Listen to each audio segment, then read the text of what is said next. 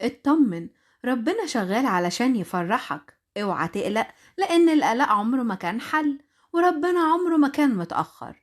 إلهك إله الأفراح وإله المستحيلات، الإله اللي ما يعرفش كلمة صعب.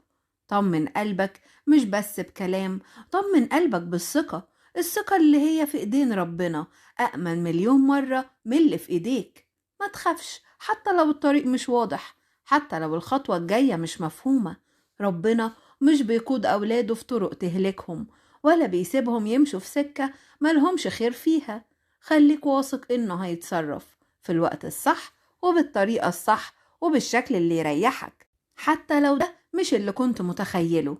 يمكن ربنا وقف حاجة كنت فاكرها الخير كله، بس الحقيقة اللي ربنا وقفه كان هيكسر قلبك بعدين، واللي ربنا منعه كان هيضيعك مش يفرحك. إلهك شايف الصورة كاملة، وانت شايف جزء صغير قوي. هو شايف بكرة وشايف اللي بعده وشايف الفرح اللي مستنيك بعد الصبر.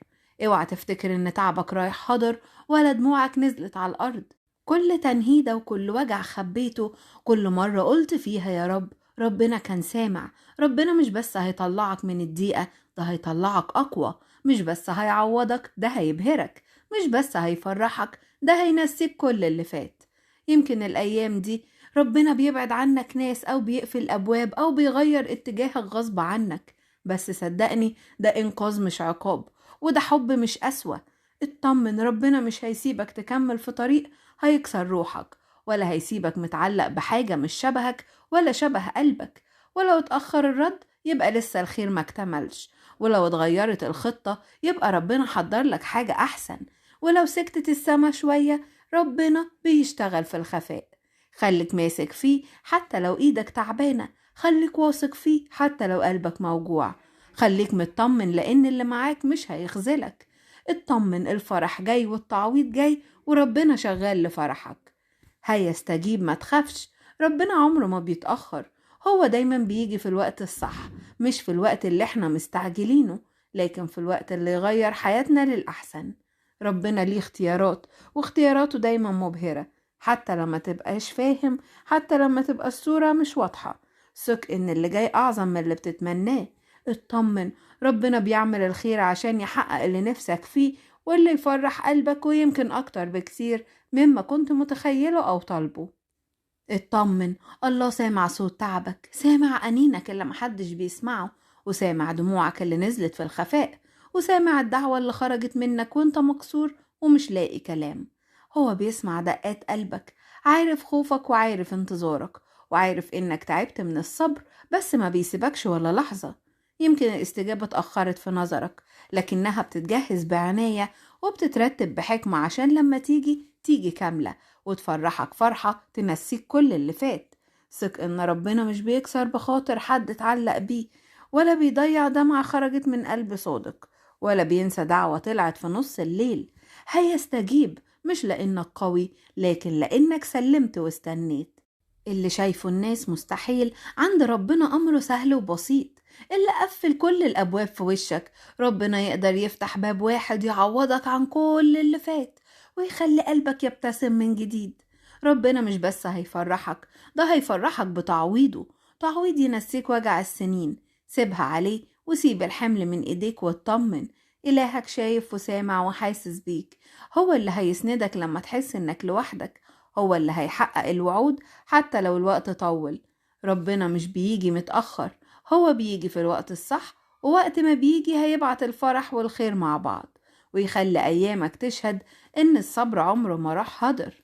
كل باب مقفول قدامك دلوقتي ربنا قادر يفتحه من غير مجهود منك ومن غير ما تتوقع. باب رزق، باب راحة، باب سلام، وباب بداية جديدة. هو هيطمن قلبك ويقولك ما تخافش، أنا معاك. ولما ربنا يكون معاك مين يقدر يقف قصادك؟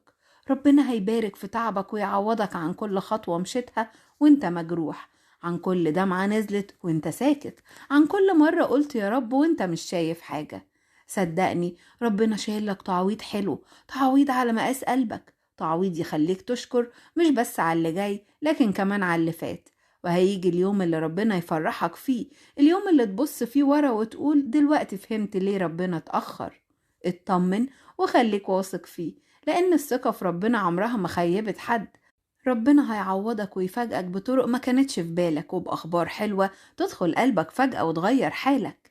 إلهك إله فرح، إله تعويض، إله محبة، مستحيل يسيبك في ضيقتك ومستحيل يكسر قلبك من غير ما يجبره، وهيغير الظروف عشان يفرحك ويبدل الحزن بسلام والانتظار بفرحة والتعب براحة.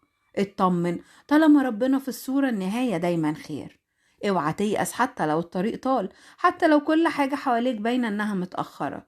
افتكر دايما ان ربنا مش بيشتغل بالعجلة، ربنا ليه ترتيب وليه توقيت مظبوط، ولا حاجة بتيجي صدفة في حياتك. اطمن، حياتك كلها في ايدين امينة، ايدين شايفة اللي فات واللي انت فيه دلوقتي واللي جاي كمان، ومفيش هم دخل حياتك من غير ما يكون له نهاية.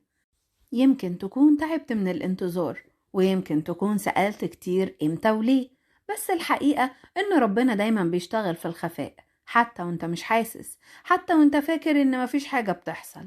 كله هيتحل بس في وقته، والوقت ده عمره ما هيكون متأخر ولا هيكون بدري، هيكون بالظبط في اللحظة اللي قلبك فيها يستحمل الفرح. صدقني، كل اللي بتمر بيه دلوقتي هيتحول لخير ليك، حتى الوجع، حتى الخسارة، حتى الدموع اللي نزلت وانت لوحدك. بس خليك مع ربنا، خليك قريب وما تبعدش، وما تسيبش ايدك من ايده مهما حصل. القرب من ربنا مش معناه ان المشاكل هتختفي، لكن معناه انك مش لوحدك وانت بتعدي فيها. ده إله المستحيلات، اللي بيفتح سكة من وسط الحيطان، واللي بيخلق أمل من لا شيء، واللي بيعوضك تعويض يخليك تنسى كل اللي فات. طمن قلبك، لأن ربنا لما بيعوض بحاجات عمرك ما كنت متوقعها ولا حسبتها في بالك. تعويض يفرح القلب ويخليك تقول الحمد لله إن اللي فات حصل. ربنا شايف خوفك وسامع تنهدتك وحاسس بضعفك، وما سابكش ولا لحظة. هو اللي هيحميك، وهو اللي هيرعاك، وهو اللي هيشيل عنك الحمل التقيل اللي شايله لوحدك.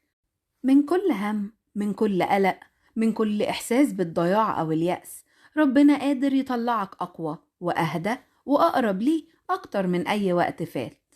ما تقلقش حتى لو الأبواب مقفولة، ربنا يفتح باب واحد بس يكفيك عن 1000 باب. باب فرحة، باب راحة، باب بداية جديدة. اللي جاي أحسن، مش عشان انت قوي، لكن عشان ربنا أمين. اللي جاي تعويض، واللي جاي سلام، واللي جاي هيخلي قلبك يرتاح أخيرا. اطمن، اوعى تيأس، طالما ربنا موجود يبقى الأمل موجود، والفرح جاي حتى لو لسه شوية. قول أمين. لو عجبتكم الرسالة ما تنسوش تعملوا لايك واشتراك بالقناة عشان تستمر الخدمة. شكرا.